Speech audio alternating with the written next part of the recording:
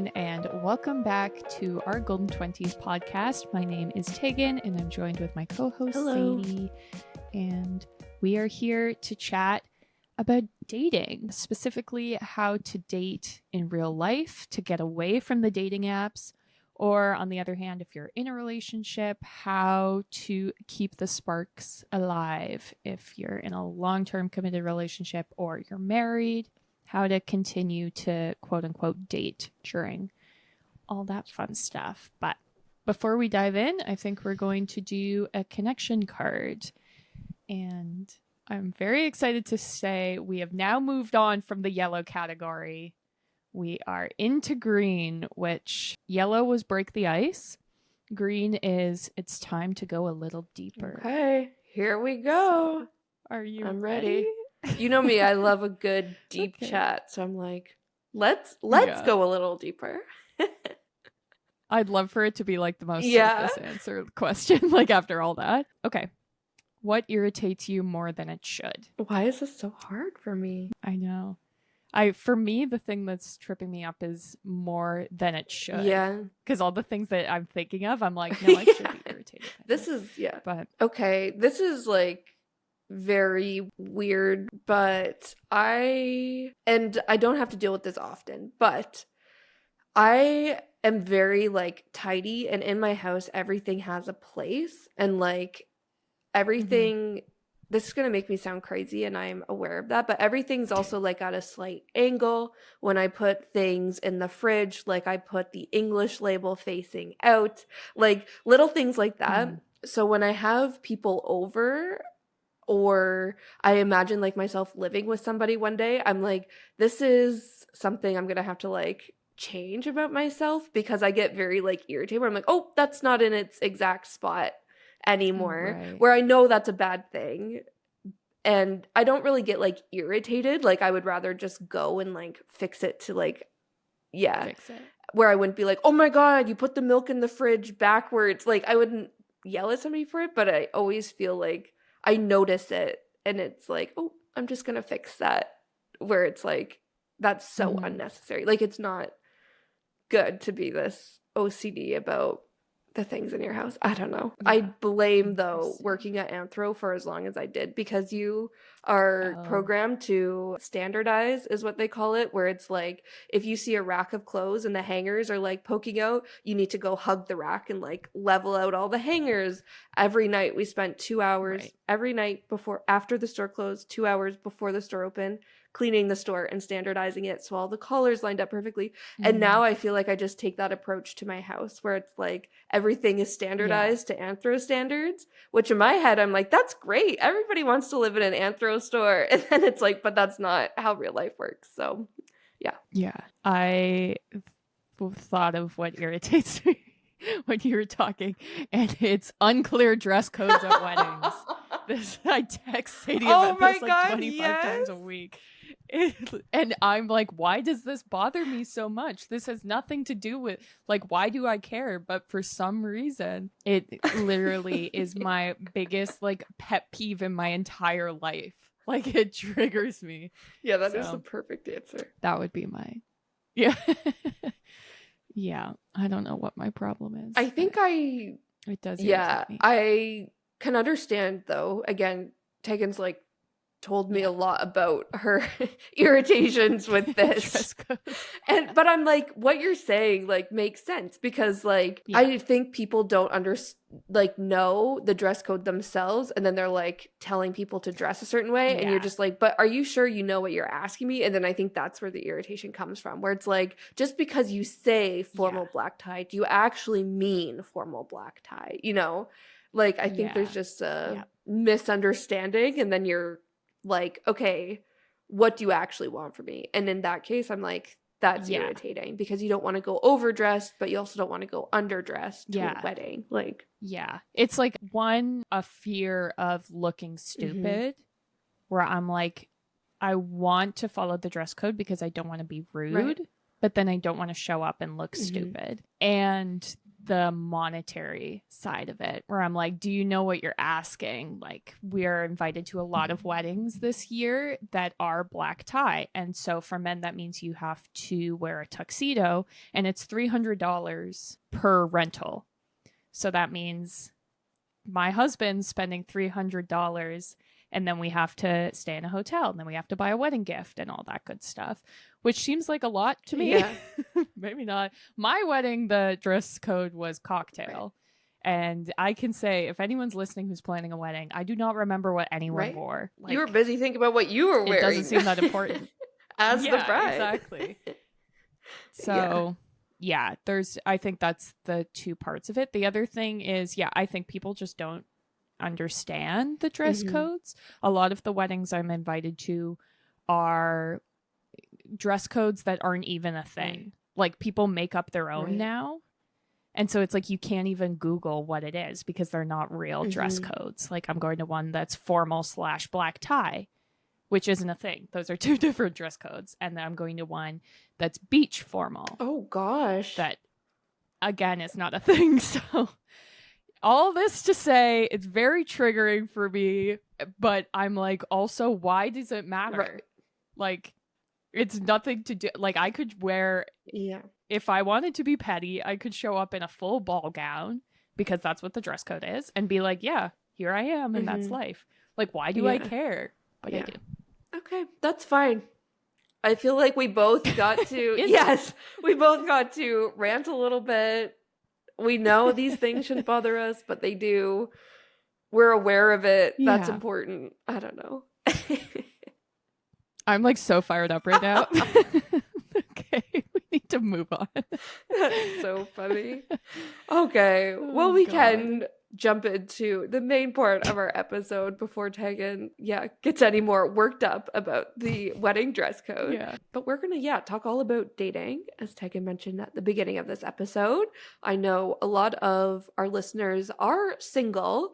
We've put out polls on our Spotify before asking you, are you single? Are you in a relationship? And almost always / every time we do this, everyone is overwhelmingly single. So we know you guys love the dating episodes. So hopefully this gets you inspired to date through the spring, summer season. But more importantly, hopefully it gets you inspired to get off the dating apps and meet people in real life.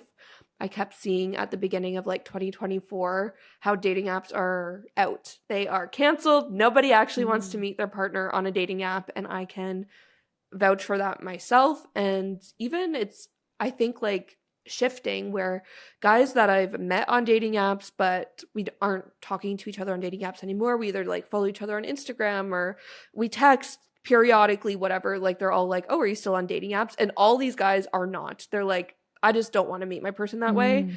And even as a girl on dating apps, you're going through, you're like, where are all the good guys? And I know I'm maybe you're not looking for guys, and I'm just talking about my own experience here, but it's where is my person? Because I'm not seeing who I want to see. And it's chances are they're just not on the app. So all of this is to help you figure out dating in real life without the apps. If that is your goal, to meet somebody this year and you don't want to rely on dating apps to do that. Yeah, I think the biggest thing for me as someone in a relationship, and this might be annoying to hear, but I think that to find a person that you click and connect with, you have to connect as friends first. So I feel like it might be a good way to think about it is how do you make friends? Obviously you can be making friends through apps or whatever, but a lot of times, at least for me, you're making friends through just interacting in real life or those sorts of things. So I think that that's a good way to think about things. And so I think the most obvious way to be meeting people and connecting is through friends, whether it's you're invited to a party and you meet someone at a party, or your siblings have friends, or whatever it is. Yeah, I'm laughing to myself because when you first started talking about having friends and having a friend vibe, I'm watching Friends right now, as I always am, and it made me think of how when Chandler and Monica first start dating and Joey's like, I want to find that, and they're like, well, the important part was we were friends first. So Joey's like, okay, it's between like Phoebe and Rachel who I'm going to date because you need to be friends first. So the advice here is not to look at your existing friends and date them. It's to make more friends. Find people the same way you find friends. So funny. But yeah, I agree 100%. And I think it sounds so simple, but also intimidating at the same time. But I feel like, all the advice we've given on how to make friends in your 20s as an adult applies for dating as well. And I think when you're putting yourself out there, you're signing up for something that you have an interest in doing. Therefore, you're going to meet like-minded people. So I guess this is actually a second thing to what you were saying, but just, putting yourself out there to connect with like-minded people.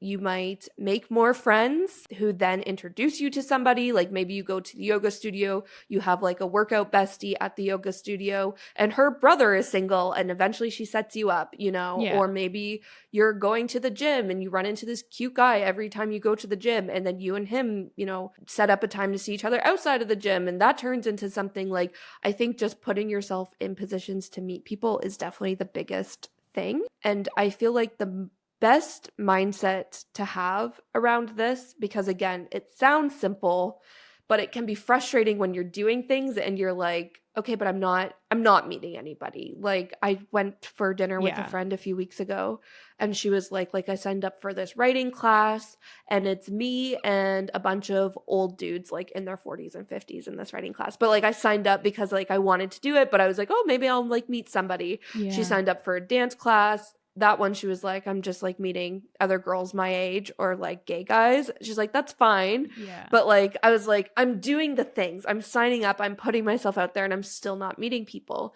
But I feel like the mindset to have around this is you're getting something out of it anyway. So even if you're not meeting somebody, you're still going to the gym. You're still doing that workout class, that dance class. You're still, getting something out of it. And I feel like you need to focus on that rather than doing those things only to meet a partner, if that makes sense. So try to, change your mindset. Otherwise, it can also feel like dating apps where it's like, okay, well, I'm doing it, but it's not working out. And then it can feel draining and exhausting. Yeah.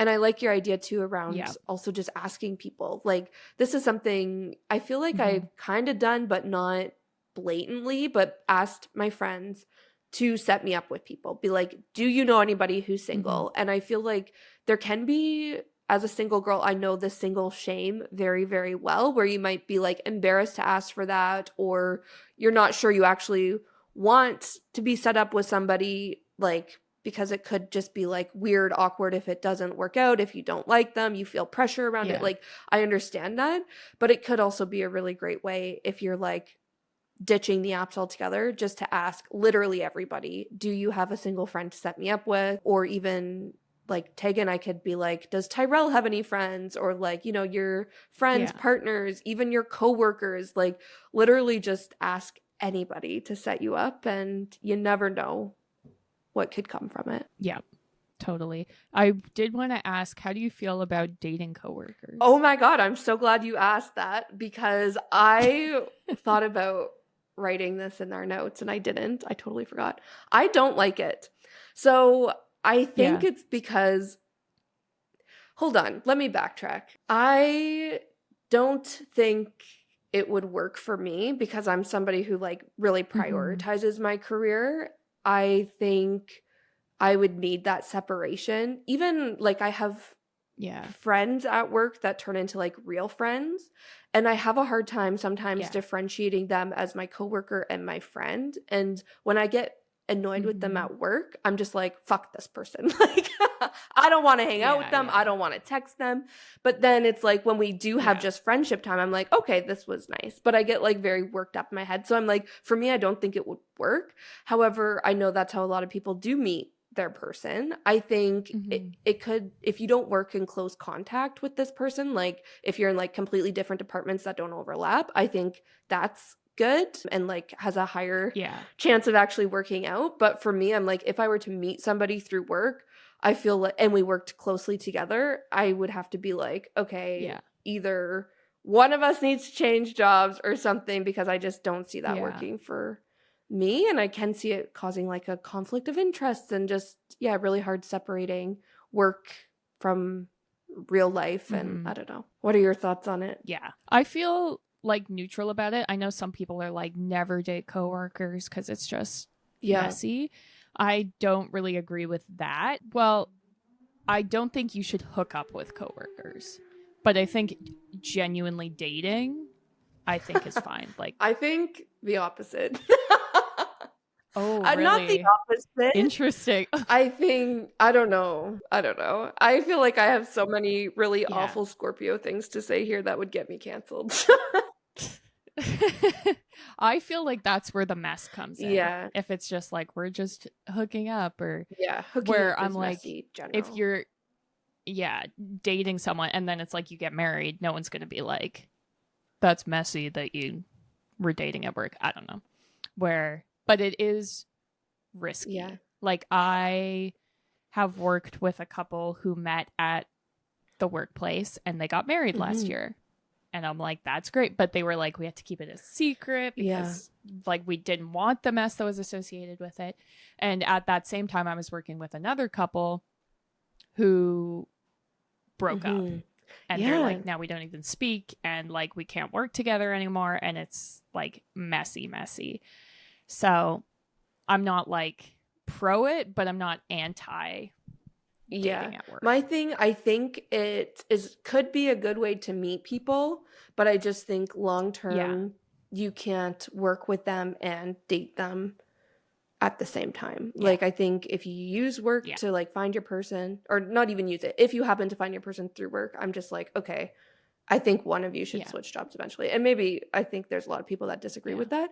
I was thinking back, and it's also just the whole secrecy. Like, I can get that being kind of like exciting and like add to a relationship, but I don't know if that's necessarily like a healthy thing, like long term again. Yeah. Or long term. And I don't know. I don't know how I feel about that. I don't think I like it. Where the hooking up part, I'm like, it's less serious. I think it depends. Yeah. Like, I also think just hooking up in general is very messy, and people that's true. have very not great communication a lot of the time. So it's like, what are we actually doing here? I think can get messy. And if you're doing that with somebody you're seeing like all the time at work, it's not clear and it's just like messy. I think that can be extremely messy, but I don't know. Interesting question though. I'm thinking of people I know who have met through work, and one couple, they're now married, have 2 kids. And this is, I don't think anybody listens, but one of them worked in HR, which was funny to me, I thought. And because a lot of companies also have workplace policies around dating and, you know, relationships and stuff, so that it doesn't cause a conflict of interest. So if it's the idea being like, if one of the people in the relationship is like giving like a bias towards favoring their partner, essentially. So policies to prevent that from happening. Yeah. So anyways, I found it funny he worked in HR, but they were like very secretive about it. And then once people started figuring it out, it was like, oh my God, obviously, you know, but then it was just like the secrecy kind of rubbed me the wrong way. But then like the guy ended up leaving the company, and he was just like, okay, no, in order for this relationship to be serious and like for us to not be a secret and like for it to be what it can be, he left the organization. And like I said, now they're married, have 2 kids, whatever. So yeah, I don't know. So interesting.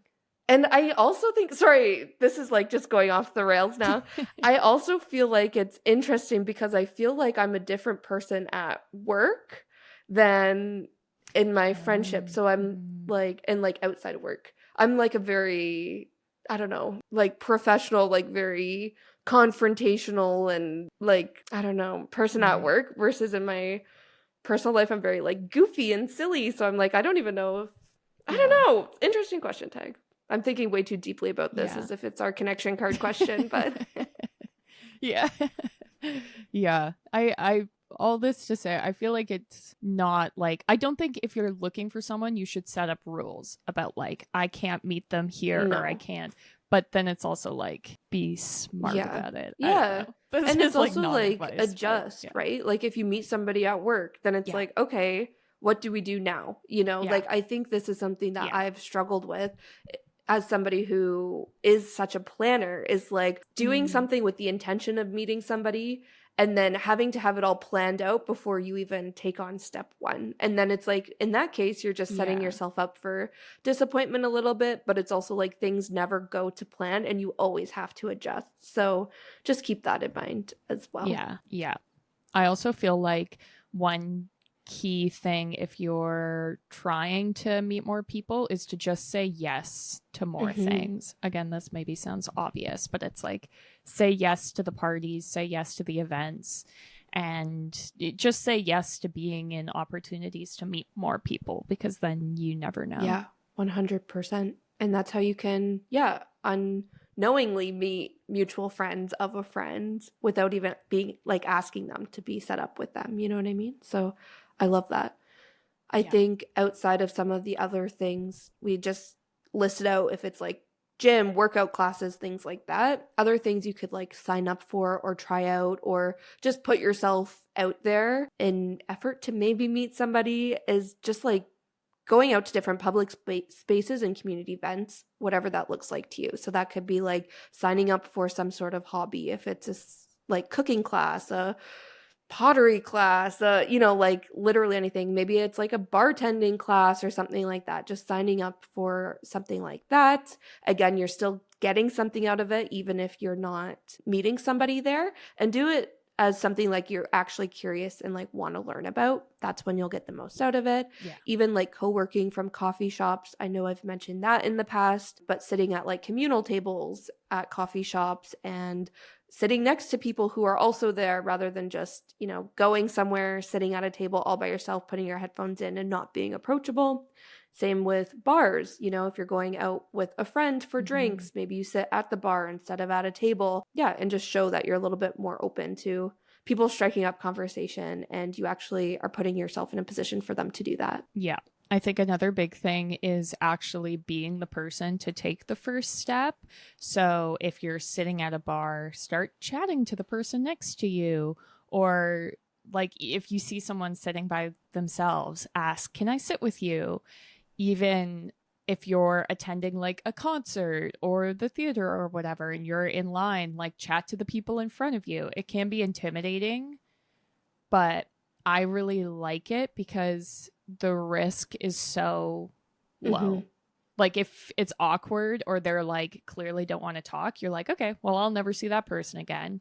And it can be a great way to meet people, like I've talked about before. I love like sitting with random people at a bar and then chatting to them just about like, what's your day been like? Or do you like the music they're playing? Whatever.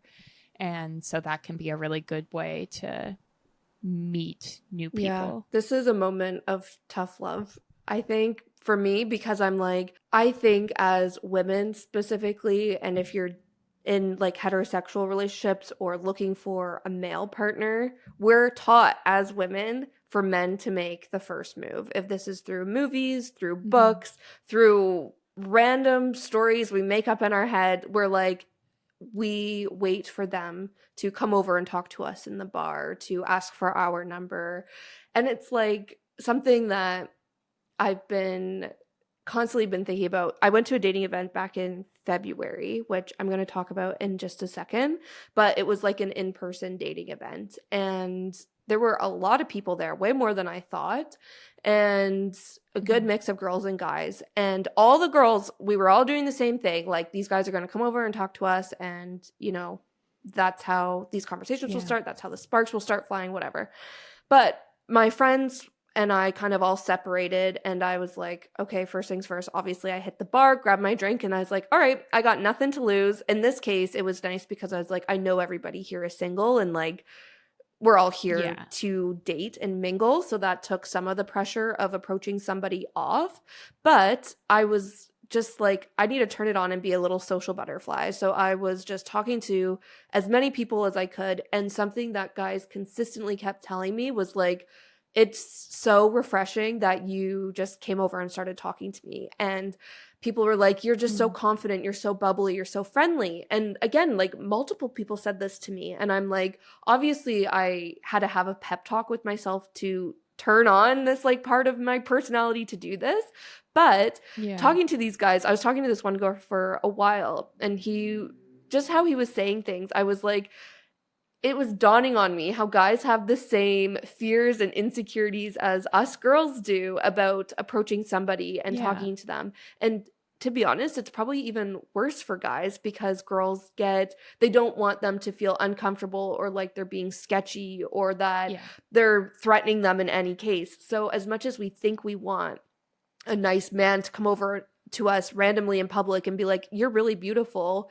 What are you doing Thursday night? Want to grab dinner?" Like, if that situation were to actually happen, we would be like, red flag. Oh my Yeah. God, this guy's so creepy. Yeah. You know, so it's like if you're out, you see somebody that you want to talk to, don't wait for them to come over and talk to you because chances are that's not going to happen. So, go after it if you see something you want to like explore, create that opportunity for Yeah. yourself. And second, like, yeah, I think just have that perspective of like, as much as we want guys to come over and talk to us, it's intimidating for them as well. So we need to be open-minded and like not, I don't know, make them feel awful when they do come over and strike up conversation. I don't know, just something to be mindful of, I guess. Yes, yeah, I totally agree. As someone who only has brothers and is surrounded by Yeah. men, I can confirm that they are like, scared, embarrassed. They want to put themselves out there, but they don't know how. Like, it's not,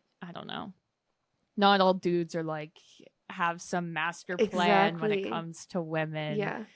Like, they're just little, I don't even know, little like puppy dogs running Yeah. around. Like, what do I And we all do? fear rejection, So, right? Like, I feel like that's why girls yeah, don't want to go over to guys because they're like, what if he has a yeah, girlfriend and I didn't know? Like, then it's like, that's an awkward situation that I don't want to put myself in. Or, like, what if I put myself out there and he's like, actually, no, or thanks for this, but no. But it's like, yeah, guys deal with that all the time too, and it's intimidating for them yeah, as well. So, just, yeah, a moment of tough love. I feel like people probably needed to hear it. I know I always need to hear it because the other thing too is at the end of this dating event, I went with one of my last single friends actually, and I love her dearly. And at the end, she was like waiting for this guy to come over and ask her for her number. And I was like, "Girl, we don't have time. Like this, if you want this guy's yeah, number, ask him for it." Like I understand there's yeah. a principle around like if he wanted to, he would, and all this stuff. But Mm. it's like if you want something, go after it because I feel like there's comes a time in your 20s, especially Yeah. as a single woman, where you're like, if I want it, I have to chase after it. And that's the case with anything, right? Like you can't just wait for everything to magically fall into place. So I don't know. Anyways, I'm getting now fired up about this. I was going to say, though, I think the last thing we were going to talk about for meeting people in real life was dating events. So I was just talking about a dating event I went to that was actually through the app Thursday, which I wanted to mention. This is like a very Mm. 2024 modern spin on a dating app. I thought it was Toronto based, but it's actually from the UK and they have events in the UK, Mm. New York, Toronto. They might have other cities as well, and I won't be surprised if they expand to other cities. So if this is new to you, you don't live in one of those cities, or you do, check it out regardless, because I really do think they'll expand. But essentially, every Thursday, they set up an in-person event.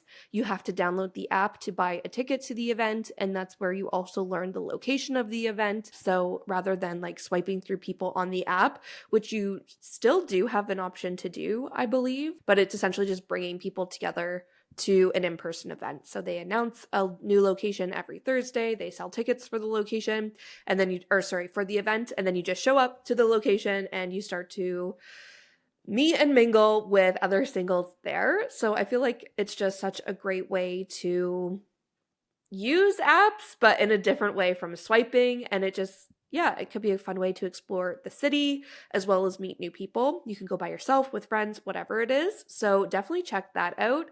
I think if Thursday isn't in your area, then you could also look at things like Eventbrite or Facebook. Even Hinge and Bumble have in-person like dating events. So look for those and just sign up and see what happens. I feel like I've done quite a few dating events now where I feel like it's the same people. You know how like on dating apps you see like either a lot of the same people or Yeah. I don't know, you just kind of get like burnout. I feel like dating events will be the same if you do it a lot. I found there's a lot of overlap with people I see at different dating events. When I went to the Thursday event, there was people I had seen from another like company event that I had done before. So, or like another event through a different company. So I don't know. I just feel like it's fun at first to switch things up. You might Yeah. find it doesn't work long term, but just something to, again, put yourself out there. And what I love about it so much is everybody going is single in the same boat as you, looking for people. So it just makes it so much easier to just chat with people. Yeah, I love that. I Yeah. think to round out this episode, as I mentioned, I can give some tips and tricks if you are in a long term relationship, how to keep the spark alive, I guess, or just like how to continuously date your partner, because I feel like that's important to keeping a relationship alive. And I think the most obvious thing is to carve time out for it. This might seem not very sexy, but I think it's just the realities, especially as you are older and you're busy, or if it's like you met your partner while at school or something like that. Once you start working, it can be quite difficult to still prioritize it, but the key is to actually prioritize it. So it's like continuing to book the time to do dates or marking time off in your calendar or whatever it is.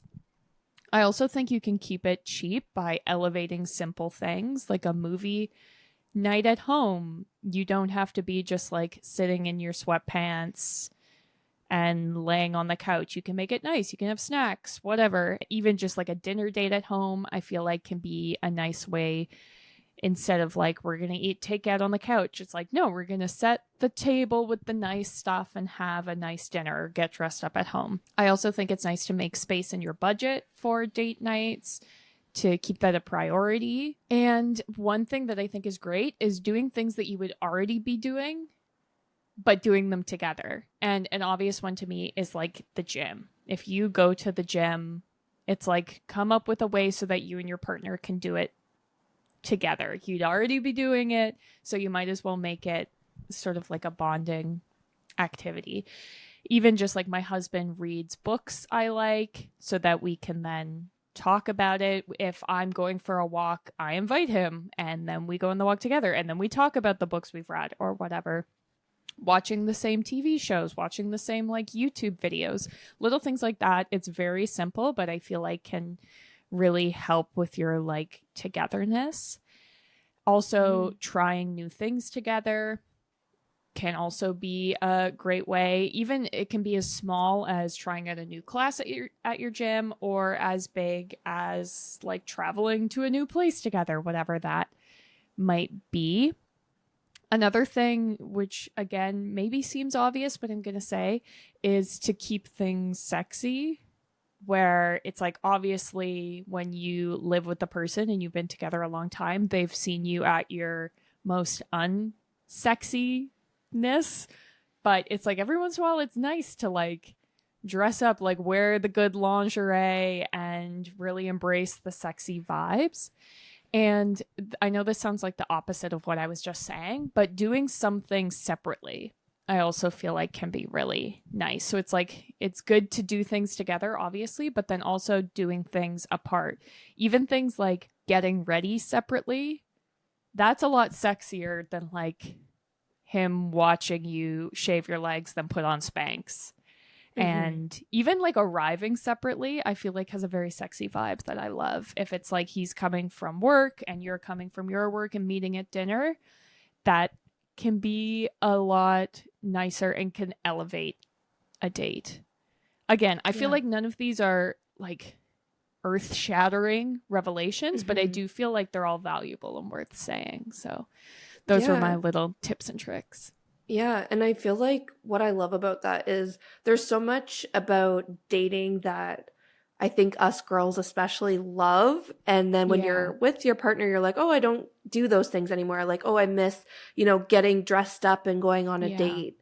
And it's like, you can still do that. You should still do that with your partner. Like, I think the getting ready process my favorite part of getting ready for a date, and Yeah. taking that girly time just to listen to my music, do my makeup. You can still do that even if you're, getting dressed up to meet somebody who knows you extremely, extremely well, or doing activity-based dates. I love going on dates because I get to do new things or go to new restaurants, experience the city, do fun things, since I am a big activity date person. But it's just because you've been with your partner for years and years, doesn't mean you can't go on activity dates. Do those things together, And I actually feel like what people in long-term relationships have is obviously what single people like me are dating for, And it's not so that we can stop doing the dating experience. It's so that we can do those things with people who know us really well and are choosing to spend their time with us and do those things together. So definitely just different mindset to have when you're in a long-term relationship, and keeping the romance alive. That's the other thing, where it's dating is just so fun, to romanticize it and but it's like you said, just find ways to do that in if it's mundane tasks or everyday routine with your partner, that can add a lot of magic to your relationship. Yeah, exactly. Awesome. Well, you guys, let us tell you, it has been a struggle recording this episode. Tegan and I, we've literally been doing this for 2 hours, because of my tech issues. So hopefully everything turned out okay, and hopefully you didn't even notice. But if you did notice us cutting in and out or whatever it is, we apologize, and thank you so much for bearing with us. All of that being said, we're wrapping it up, but we do drop a new episode every Tuesday. So make sure you subscribe and follow us on whatever app or platform you're listening to this on, so you can see when those episodes drop. We also are on social media at Our Golden 20s. That's TikTok, Instagram, Pinterest, all the places. We have Spotify playlists, and we also are on Patreon, which is your best way to show your support for the podcast. Maybe a little monetary boost so I can get a new laptop so these recordings go easier. No, I'm just kidding. But you can support us on Patreon. We also put up bonus content there, including bonus episodes and just little blog posts and stuff like that. So definitely a good time over on Patreon. But that is everything for today. Thanks so much for listening, and we'll see you next Tuesday. Bye.